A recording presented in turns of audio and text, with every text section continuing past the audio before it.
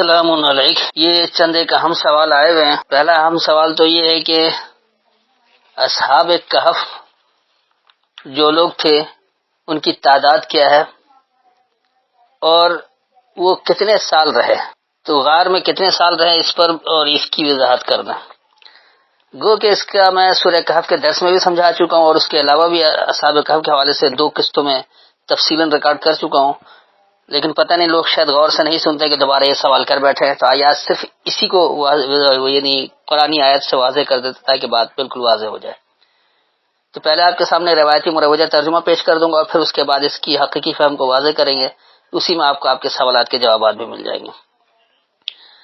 تو آج کے لیے جن آیتوں کا انتخاب کیا گیا وہ سورہ کہف اور اس کی آیت نمبر 21 سے 27 تک دیکھ لیں، 18 کی 21 to 27. اور اسی طرح ہم نے لوگوں کو ان پر خبردار کیا تاکہ وہ جان لے کہ اللہ کا وعدہ سچا ہے، اور یہ کہ قیامت میں کوئی شک نہیں. یاد کرو جب وہ ان کے معاملے میں آپس میں جھگڑتے تھے تو انہوں نے کہا ان پر ایک عمارت بناؤ. ان کا رب انہیں خوب جانتا ہے. جو لوگ اپنے کام پر غالب تھے انہوں نے کہا ہم ضرور بنائیں گے ان پر ایک مسجد، عبادت گاہ. یہ ہے مروجہ روایتی ترجمہ. میں اس کی بحث میں نہیں جاؤں گا کیونکہ یہ کئی بار واضح کر چکا ہوں. ہم صرف اس کی حقیقی فہم سمجھیں گے تاکہ حق کیا، اللہ کی ہدایت کیا وہ سمجھ میں آ جائے. باقی کہانیاں کیا وہ ہر آدمی خود جانتا ہے یا خود مطالعہ کر لے. تو وَكَذَلِكَ أَعْثَرْنَا عَلَيْهِمْ، اور اسی طرح ہم نے اثر دیا ان پر. یہ آثرنا جو ہے خبردار کرنے کو نہیں کہا جاتا ہے، بلکہ اس کو آپ یہ کہیں کہ راز سے واقفیت. تو اسی طرح ہم نے ان پر ایک راز سے واقفیت دی، لِيَعْلَمُوا، ان کے یہ جاننے کے لیے، ان وعد اللہ حق، یہ کہ اللہ کا وعدہ حقیقت ہے، سچا ہے. وَأَنَّ السَّاعَةَ لَا رَيْبَ فِيهَا، اور یہ کہ خاص لمحہ کوئی نفسیاتی الجھن نہیں ہے اس میں. اذ یتنازعون، جب انہوں نے تنازع کیا، بینہم امرہم، اپنے درمیان اپنے معاملات کو. فقالوا ابنوا علیہم بنیانا، تو پس انہوں نے کہا ان پر ایک بنیاد بناؤ، بنیادی ستون بناؤ. بنیادی ستون کا مطلب یہ کوئی عمارت بنانا نہیں ہے، بلکہ اس کو آپ یوں کہیے کہ اصل قانون بناؤ. کیونکہ اللہ جو کتاب دیتا ہے، آپ کو ہدایت کی کتاب دے رہا ہے، یہ ہدایت کی کتاب، اس میں قانون موجود ہے، اس پر عمل درآمد کرنا آپ کا کام ہے، لیکن جو قانون بنا ہوا ہے وہ کتاب میں موجود ہے. ربہم اعلم بہم، ان کا رب خوب جانتا ہے ان کو. قال الذین غلبوا علی امرہم، تو کہا ان لوگوں نے وہ جو اپنے معاملات پر غالب تھے، لنتخذن، ضرور ہم پکڑیں گے، علیہم مسجدہ، ان پر فرما برداری کی جگہ. جس طرح انہوں نے اللہ کی فرما برداری اختیار کی، ہم بھی اسی طرح فرما برداری کی جگہ پکڑنے کے لیے ہم وہی محنت کریں گے، وہ اپنے معاملات کو اسی طرح لے کر آئیں گے. اس آیت میں جو اللہ نے واضح طور پر ہدایت دی اس کو اچھی طرح سے سمجھ لیں کہ اللہ بتا رہے کہ اسی طرح یہ پہلے سے بات چلی آ رہی سورہ کہف کی، تو اسی طرح ہمارے راز سے ان پر خوب واقفیت ہوئی. جب آپ راز سے واقفیت چاہتے ہیں، اللہ کے احکامات کو اچھی طرح سے سمجھنا چاہتے ہیں، تو ان کے واقعات کو بھی غور و خوض کے ساتھ پڑھتے ہیں، سمجھتے ہیں، اس سے واقفیت حاصل کرتے ہیں. تو جب یہ اسی طرح اس راز سے ان پر واقفیت ہوئی، ان کے یہ جاننے کے لیے یہ کہ اللہ کا وعدہ سچا ہے، اور یہ کہ وہ خاص لمحہ اس میں کوئی نفسیاتی الجھن نہیں ہے. ایک خاص لمحہ آنا، ایک دن آپ کو جواب دہ ہونا ہے. جب انہوں نے اپنے درمیان اپنے معاملات میں تنازع کیا، پس انہوں نے کہا ان پر اصل قانون بناؤ، ان کا رب ان کو خوب جانتا ہے. اپنے معاملے پر غالب رہنے والے لوگوں نے کہا ضرور ہم ان پر فرما برداری کی جگہ تم سے پکڑنے کے لیے، تو جیسے ہم فرما برداری کی جگہ اسی طرح بنائیں گے جو کچھ تم سے ہمیں حقیقت مل رہی ہے ان واقعات کے ذریعے. اب آئیے اگلی آیت. اب کچھ کہیں گے وہ 3 میں چوتھا ان کا کتا ہے، اور کچھ کہیں گے وہ 5 ہیں اور ان کا چھٹا ہے ان کا کتا. بن دیکھے بات پھینکتے ہیں، اٹکل کے تکے چلا رہے ہیں. کچھ کہیں گے وہ 7 ہیں اور 8واں ان کا کتا ہے. آپ کہہ دیں میرا رب خوب جانتا ہے ان کی تعداد، انہیں صرف تھوڑے جانتے ہیں، بس سرسری بحث کے سوا ان کے بارے میں نہ جھگڑو اور نہ پوچھو ان کے بارے میں ان میں سے کسی سے. یہ ایسا مروجہ روایتی ترجمہ ہے کہ یہ خود کہہ رہے ہیں کہ وہ 3 تھے، چوتھا کتا تھا، یا کچھ کہہ رہے کہ 5 اور چھٹا کتا تھا، اور کچھ کہہ رہے کہ 7 ہے اور 8واں ان کا کتا تھا. تو ان کی تعداد کو اللہ ہی جانتا ہے. تم اس میں سرسری بحث کے سوا نہیں جھگڑو، کیونکہ تعداد سے کوئی فرق نہیں پڑتا. اصل میں ہدایت کیا ہے اس کو سمجھنا ہے. تو ان کے بارے میں کسی سے یہ مت پوچھو کہ کیا تھے کیا نہیں تھے. اب آئیے ہم اس کی حقیقت کو بھی سمجھتے کہ ہاں کیا واقعی یہ اللہ کوئی ایسا ماضی کا قصہ بتا رہا ہے یا اس میں بھی کچھ ہدایت پنہا ہے. یاد رکھیں اللہ نے جتنے واقعات بیان کیے ہیں وہ انسانوں کی ہدایت کے لیے کہ اگر تم بھی اسی طرح کی نافرمانی میں رہو، ایسے ماحول میں رہو، تو اس طرح فرما برداری اختیار کر سکتے ہو جیسے انہوں نے حاصل کیا تھا. تب یہاں دیکھیے بات کیا ہو رہی ہے. سیقولون، جلد وہ یہ کہیں گے. ثلاثۃ رابعہم کلبہم. ثلاث ڈگمگانے کو، لڑکھڑانے کو کہا جاتا ہے، تین کو ہی نہیں. اور ربع مضبوط کو کہا جاتا ہے، تو ان کی مضبوطی کلبہم. اب انہوں نے تو اس کا کتا کر دیا، جبکہ کلب کہا جاتا ہے چیر پھاڑ کرنے والے کو. اس لیے آپ سورہ مائدہ میں دیکھیے کہ وہاں پر شکاری جانور یہ کرتے ہیں کلب کا ترجمہ، حالانکہ نہ شکاری جانور ہے اور نہ کتے کی بات ہو رہی. کلب کہا جاتا ہے ہر پہلو سے جائزہ لینے کو، اس لیے اس کو چیر پھاڑ کرنا بھی کہا جاتا ہے. جس طرح عدالت میں وکیل جرح کرتا ہے اور چیر پھاڑ کر حقیقت کو واضح کرنے کی کوشش کرتا ہے، اتنے سوالات کرتا ہے، اس طرح سے پھنساتا ہے کہ حقیقت سامنے آیا ہو جائے. تو ہر پہلو سے جائزہ لینے کو، ہر طرح سے گھما پھرا کر اس طرح سے سوال کرنا کہ حق بات واضح ہو جائے، اس کو کہا جاتا ہے کلب. اس کے بعد وَيَقُولُونَ خَمْسَةٌ سَادِسُهُمْ كَلْبُهُمْ رَجْمٌ بِالْغَيْبِ. اور وہ یہ کہتے ہیں، اب یہاں انہوں نے پھر گنتی بنا دی. یاد رکھیے اللہ قرآن میں کوئی گنتی نہیں سکھاتا ہے. تو وہ کہیں گے، خمس کہا جاتا مکر و فریب کو، وہ کہیں گے مکر و فریب ہے. اور سادسہم، سدس 6 کو نہیں کہا جاتا بلکہ سدس کہا جاتا کوشش کرنے کو. تو ان کی کوششیں، کلبہم ان کا چیر پھاڑ کر الگ کرنا، ان کا ہر پہلو سے جائزہ لینا، رجمم بالغیب. تو یہ بن دیکھے پتھر پھینکنا ہے. رجم کہتے ہیں پتھر کو، تو رجمم رجیم اسی سے نکلا ہے، رکاوٹ ڈالنے والا، پتھراؤ کرنے والا. اسی سے آپ کو جو ہمارے ہاں روایتی طور پر زناکار کو رجم کرتے نہیں، پتھراؤ کرتے ہیں اور اس سے جان سے مار دیتے ہیں، تو یہ بھی رجم ہی اس کا مادہ. تو رجم کہا جاتا ہے مارنے کو، پھینکنے کو، یعنی رکاوٹ ڈالنے کو، روڑے اٹکانے کو. اور بالغیب یعنی پوشیدگی، خاص پوشیدگی کو. تو وَيَقُولُونَ سَبْعَةٌ وَثَامِنُهُمْ كَلْبُهُمْ. اور وہ یہ کہتے ہیں کہ متعدد ہیں. اور سمن کہا جاتا فائدے کو، جیسے سمن قلیلہ، تھوڑا فائدہ اٹھانا. تو یہاں بھی سامنہم، اور ان کا جو فائدہ اٹھانا ہے وہ ان کا ہر پہلو سے جائزہ لینا ہے. قُلْ رَبِّي أَعْلَمُ، کہو میرا رب خوب جانتا ہے، بِعِدَّتِهِمْ ان کی تیاریوں کو.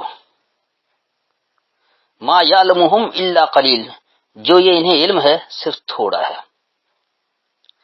فَلَا تُمَارِ فِيهِمْ، بس تمہاری انسانیت ان میں نہیں ہے. الا مران ظاہرن، صرف وہ انسانیت جو ظاہر ہے، نمایاں ہے. ولا تستفتی فیہم، اور تم نہیں ان سے پوچھو، نہیں ان سے فتویٰ لو، ان میں منہم احدا، ان میں سے کسی ایک کا. تو اس آیت میں جو اللہ نے واضح طور پہ ہدایت دی ہے اس کو بات سمجھیں اچھی طرح سے، کہ ایسے لوگ جو بلا وجہ اللہ کے معاملات میں جھگڑتے ہیں تو وہ پھر جلد یہ کہتے ہیں کہ یہ تو لڑکھڑاتے ہوئے لوگ تھے. ان کی مضبوطی اصل میں ان کا ہر پہلو سے جائزہ لینا تھا، کیونکہ یہ باتوں کا جرح کر کے حق بات سامنے نکالتے ہیں، چیر پھاڑ کر دیتے ہیں. پھر کچھ یہ کہیں گے کہ یہ مکر و فریب ہے، ان کی کوششیں ان کا ہر پہلو سے جائزہ لینا ہے، اور یہ بن دیکھے ہی یعنی پوشیدگی کو پتھر پھینکتے ہیں. جیسے کہتے ہیں نا اندھیرے میں تیر چلایا، تکا لگ گیا تو ٹھیک ہے بات سمجھ میں آ گئی. اسی طرح یہ یعنی محاورہ ہے کہ وہ غیب کو پتھر پھینک رہے ہیں، یعنی بن دیکھے وہ پوشیدگی کو پتھر پہ مار رہا ہے. ایسی بات نہیں ہے. جو لوگ اللہ کے احکامات کو سمجھتے ہیں وہ اس کی آیتوں کے ذریعے اس بات کو سمجھتے ہیں. یہ کوئی اندھیرے میں تیر چلانے والی بات نہیں ہے. پھر اس کے بعد وہ یہ لوگ کہتے ہیں کہ یہ تو متعدد اور انہیں فائدہ دیتا ہے، ان کا ہر پہلو سے جائزہ لینا. ایسے بہت سارے لوگ ہیں جو قرآن کی بات کرتے ہیں، ان کو جو فائدہ مل رہا ہے کہ کچھ لوگ ان کے پیچھے چل پڑتے ہیں، تو اس کی وجہ یہ ہے کہ ہر پہلو سے اس کا جائزہ لیتے ہیں. تو اللہ یہ کہہ رہا ہے کہ کہو میرا رب خوب جانتا ہے ان کی تیاریوں کو جو انہیں علم میں صرف تھوڑا ہے. تو رب سے جو تیاری کرے گا وہ رب کی آیتوں سے کرے گا. رب جانتا ہے کہ میری آیتوں سے تیاری کر رہا ہے یا اگر اللہ کے کلام کی ملاوٹ کر رہا ہے، شرک کر رہا ہے. تو جو تیاری رب کے کلام سے کرے گا وہ حقیقت تک پہنچ جائے گا کہ حقیقت کیا ہے، سچائی کیا ہے، اللہ کا حکم کیا ہے، اس کو سمجھ جائے گا. عام انسان کو علم تو بہت تھوڑا ہے، وہ اللہ کے مقابلے میں زیادہ علم والا تو نہیں ہے، اللہ کے احکامات کو سمجھے.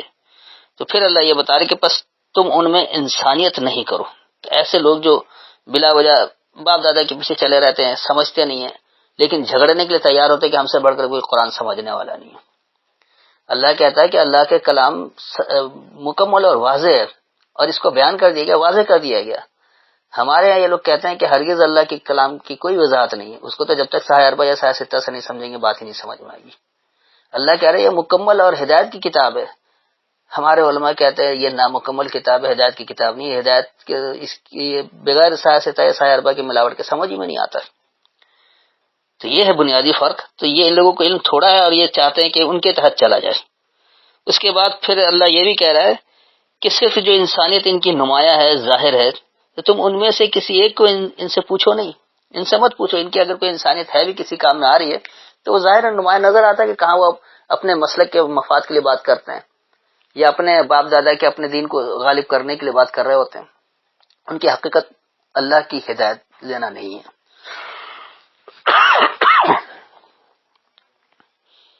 اب آئیے اگلی آیت. تو اس لیے اس میں اللہ نے واضح طور پر بتا دیا کہ تم ان میں سے کسی ایک کو ان سے پوچھو نہیں، اور ہرگز کسی کام کو نہ کہنا کہ میں کل کرنے والا ہوں، کل کر دوں گا. اب دیکھیے کیا واقعی ایسا ہے کہ میں کل کر دوں گا کہنا غلط ہے؟ لوگ اکثر جو کام کرتے ہیں وہ پہلے ارادہ بناتے ہیں کام کرنے کے، پھر اس کے بعد آج کرنے والا آج کریں گے، کل کرنے والا کل کریں گے، ایک مہینے بعد کرنے والا ایک مہینے بعد بھی کرتے ہیں. وہ تو ایک اصول جو مقرر کر لیتا ہے، وہ ہر چیز کا ایک پیمانہ مقرر کرتا ہے، اس کے حساب سے چلتا ہے. تو اس میں صرف کل کی ہی بات نہیں، وہ تو مہینوں بعد کی بھی پلاننگ ہوتی ہے. تو کیا اللہ ایسی بات کہے گا کہ کل کے بات مت کہو؟ دیکھیے یہاں بات کیا ہو رہی ہے. وَلَا تَقُولَنَّ لِشَيْءٍ، اور نہیں تم کہنا کسی شے کے لیے، انی فاعل، بے شک میں عمل کرنے والا ہوں، ذالک غدن، وہی مستقبل ہے، وہی ایک مستقبل ہے.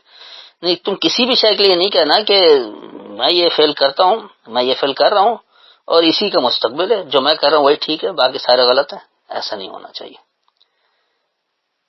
اس کے بعد آگے دیکھیں، مگر یہ کہ اللہ چاہے انشاءاللہ، اور جب تو بھول جائے تو اپنے رب کو یاد کر اور کہو امید ہے کہ میرا رب مجھے ہدایت دے، اس سے بہت زیادہ قریب کی بھلائی کی.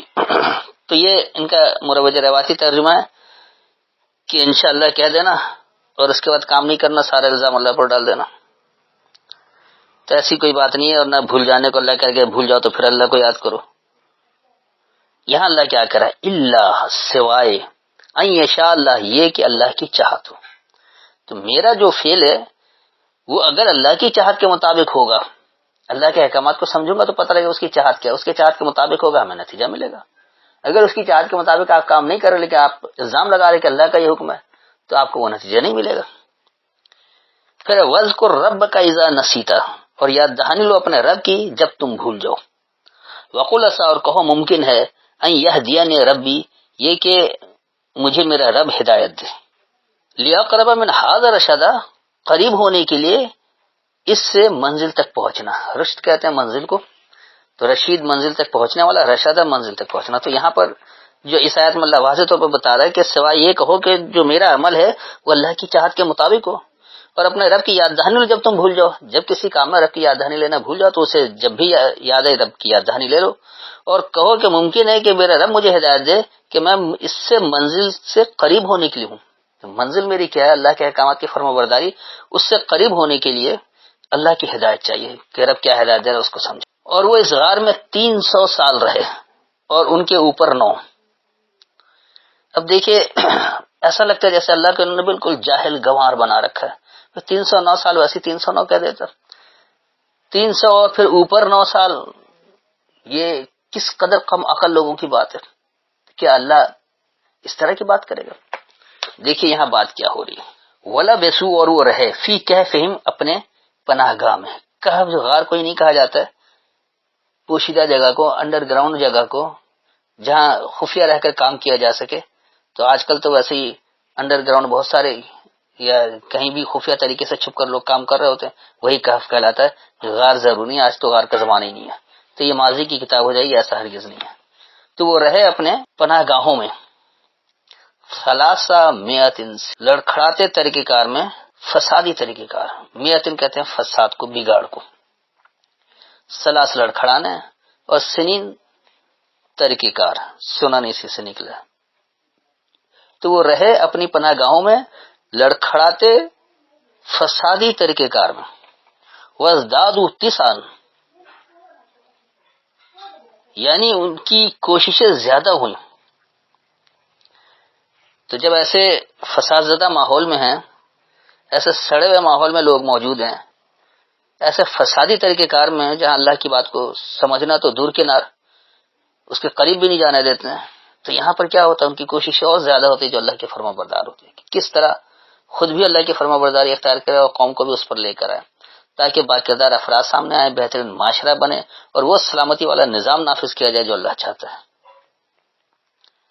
اس کے بعد آپ کہہ دیں اللہ خوب جانتا ہے وہ کتنی مدت ٹھہرے، اسی کو ہے آسمانوں اور زمین کا غیب، کیا خوب وہ دیکھتے ہے اور کیا خوب وہ سنتا ہے. ان کے لیے اس کے سوا کوئی مددگار نہیں، وہ اپنے حکم میں کسی کو شریک نہیں کرتے. اب دیکھیے یہاں اللہ کیا بتا رہا ہے، قل اللہ اعلم، کہو اللہ خوب جانتا ہے، بما لبسوا، اس کا جو وہ رہے، لہو غیب السماوات والارض، اسی کے لیے پوشیدگی ہے بلندی اور پستی کی، بلندی اور پستی کی پوشیدگی اسی کے لیے. اب صرف بہی واسمع، خوب بصیرت دیتا ہے اس کتاب کے ذریعے اور خوب سناتا ہے. تو جو اللہ کی بات کو اچھی طرح سے سمجھنا چاہتا ہے، اس سے بصیرت لینا چاہتا ہے، تو اس کو اچھی طرح سے سنے، پھر وہ اس سے بصیرت لے لے گا. ما لہم من دونہ من ولی، نہیں ہے ان کے لیے اس کے علاوہ سے کوئی نزدیکی، ولا یشرک فی حکمہ احدا، اور نہیں وہ ملاوٹ کرتا ہے اس کے احکامات میں کسی ایک کی. تو جو اللہ کا ماننے والا ہو جاتا ہے، اس بات کو یاد رکھے کہ یہاں اللہ بتا دے رہا ہے کہ کہو اللہ خوب جانتا ہے وہ کتنا عرصہ رہے، کیا کچھ رہے. تو اسی کے لیے بلندی اور پستی کی پوشیدگی ہے. آپ بلند کردار بننا چاہتے ہیں یا پست کردار میں رہنا چاہتے ہیں، آپ ترقی حاصل کرنا چاہتے ہیں یا تنزلی کی طرف جانا چاہتے ہیں، تو یہ سب پوشیدہ ہے، اور اللہ نے بتا رکھا کہ کس طرح آپ ترقی کر سکتے ہیں اور کس طرح آپ تنزلی کی طرف جا سکتے ہیں. ضرورت اس کے لیے کیا ہے کہ اللہ کے احکامات کو اللہ کی کتاب سے سمجھیں. اس لیے اللہ کہہ رہا ہے کہ خوب بصیرت دیتا ہے اس کتاب کے ذریعے اور خوب سناتا ہے. آپ اچھی طرح سنیں، اس سے بصیرت لے، آپ کو مل جائے گی. اور ان کے علاوہ یعنی اللہ کے علاوہ سے ان کے لیے کوئی نزدیکی نہیں ہے، اور وہ اللہ کے احکامات میں کسی ایک کی ملاوٹ نہیں کرتے، چاہے وہ رسول کے نام پر ہو، سنت کے نام پر ہو، روایت کے نام پر ہو، سائے ستہ کے نام پر ہو، سائے اربع کے نام پر ہو، اماموں کے اقوال کے نام پر ہو، کسی ایک کی ملاوٹ نہیں کرتے. تو اس آیت میں اللہ نے واضح طور پر بتا دیا کہ اگر آپ بھی اللہ کے احکامات کی فرما برداری اختیار کرنا چاہتے ہیں تو ایسے سڑے ہوئے ماحول میں بھی، ایسے فسادی ماحول کے طریقہ کار میں بھی آپ کو اپنی کوششیں تیز کرنی ہوں گی، زیادہ کرنا پڑے گا. اور آپ جو رہیں گے، جو بلندی اور پستی کی پوشیدگی آپ کو اچھی طرح معلوم ہے کہ اللہ آپ کو قرآن میں اس کو واضح کر دے رہا ہے، اس کے ذریعے خوب بصیرت لیں، اس کو سنیں، اور اللہ کے علاوہ سے کوئی نزدیکی نہ پکڑیں، اور اس کے حکم میں کسی ایک کی ملاوٹ نہیں کریں. اس کے بعد پھر دیکھیے اب آگے کیا کرا، اور آپ پڑھیں جو آپ کی طرف آپ کی رب کی کتاب وحی کی گئی، اس کی باتوں کو کوئی بدلنے والا نہیں، اور تم ہرگز نہ پاؤ گے اس کے سوا کوئی پناہ گاہ. اب دیکھیے یہاں کتنی واضح بات اللہ بتا رہا کہ وَاتْلُوا مَا أُوحِیَ، اور سمجھ کر پڑھو جو حکم کیا گیا، الیکا تمہاری طرف، من کتاب ربک، تمہارے رب کی کتاب سے. تو سمجھ کر پڑھنا ہے رب کے احکامات کو، کہاں کہ رب کی کتاب سے، غیر رب کی کتاب سے نہیں، اللہ کی کتاب سے، غیر اللہ کی کتاب سے نہیں. لا مبدل لکلماتہ، نہیں تبدیلی کرنے والا اس کی باتوں کے، اس کی باتوں کے لیے کوئی تبدیلی نہیں، اسے کوئی بدلنے والا نہیں ہے. ولن تجد، اور ہرگز تم نہیں پاؤ گے، من دونہ، اس کے علاوہ سے، ملتحدہ، کوئی جائے پناہ. تو اس آیت میں اللہ نے بہت واضح طور پر بتا دیا کہ دیکھو رب کے احکامات کو اگر سمجھنا ہے تو رب کی کتاب سے ہی سمجھ کر پڑھو کہ تمہاری طرف کیا حکم کیا گیا ہے، کیونکہ اللہ کی کلمات کو کوئی تبدیل نہیں کر سکتا. اللہ کی کلمات کے لیے تبدیلی ہے ہی نہیں، جہاں تبدیلی ہوتی ہے فوراً پکڑ میں آ جاتا ہے. دنیا نے بڑی کوششیں کی ہیں لیکن آج تک کامیاب نہیں ہو سکے، اور ہرگز تم اس کے علاوہ کوئی جائے پناہ بھی نہیں پاؤ گے. اللہ کے احکامات پر عمل کر کے ہی آپ ترقی حاصل کر سکتے ہیں، اللہ کے احکامات کی فرما برداری اختیار کر کے ہی آپ دنیا میں اعلیٰ مقام حاصل کر سکتے ہیں، اللہ کے احکامات کی فرما برداری اختیار کر کے ہی آپ دنیا کے سپر پاور بن سکتے ہیں۔ لیکن اگر آپ ایسا نہیں کریں گے، آپ اس میں ملاوٹ کرتے رہیں گے، تو ہرگز آپ کو وہ نتیجہ نہیں ملے گا جو آپ کو اللہ دینا چاہتا ہے۔ تو یہ تھی آیتوں کی مکمل وضاحت، میں نے ایک ایک لفظ کر کے بھی سمجھا دیا اور جملے بھی بتا دیا۔ تو یہ بات اچھی طرح سے سمجھ لیں، نہ اللہ نے یہ بتایا ہے کہ ان کی تعداد کتنی تھی، نہ تعداد کی بحث ہو رہی ہے۔ یہاں سب کچھ جو ہے اس نظام کی بات چلی جو لڑکھڑاتا نظام تھا، اس میں ان کی مضبوطی لائی۔ تو مضبوطی کیسے آئی؟ جب اس کے اوپر آپ نے بحث کیا، اس کو اچھی طرح واضح کیا۔ اسی طرح جو مکاری کرتے تھے تو پھر ان مکاریوں سے کوشش کر کے غور و خوض کر کے اس سے باہر نکل آئے۔ اور اسی طرح یہ کہتے مقتدر ان کا فائدہ اٹھانا اس طرح سے ہے۔ تو نہ اللہ نے کوئی تعداد بتائی ہے اور نہ اللہ نے یہ سال بتایا کہ کوئی 309 سال رہے، ایسا بھی ہرگز نہیں ہے۔ یہ فساد والے معاشرے کی بات ہو رہی کہ اس فسادی معاشرے سے اس طریقہ کار سے کیسے نکلے۔ اس میں آپ کو زیادہ سے زیادہ کوشش کرنی ہے اور اللہ کے احکامات کو اللہ کی کتاب کے ذریعے ہی سمجھنا ہے۔ اللہ کے کلمات میں کوئی تبدیلی نہیں ہے، آپ اس کو سمجھیں گے، آپ حق تک پہنچ جائیں گے، اس میں آپ کو کوئی پریشانی نہیں ہوگی۔ پھر بھی اگر کوئی تشنگی رہ گئی، کوئی بات سمجھ میں نہ آئی ہو تو آیت کا حوالہ دے کر دوبارہ سوال کر سکتے ہیں۔ السلام علیکم۔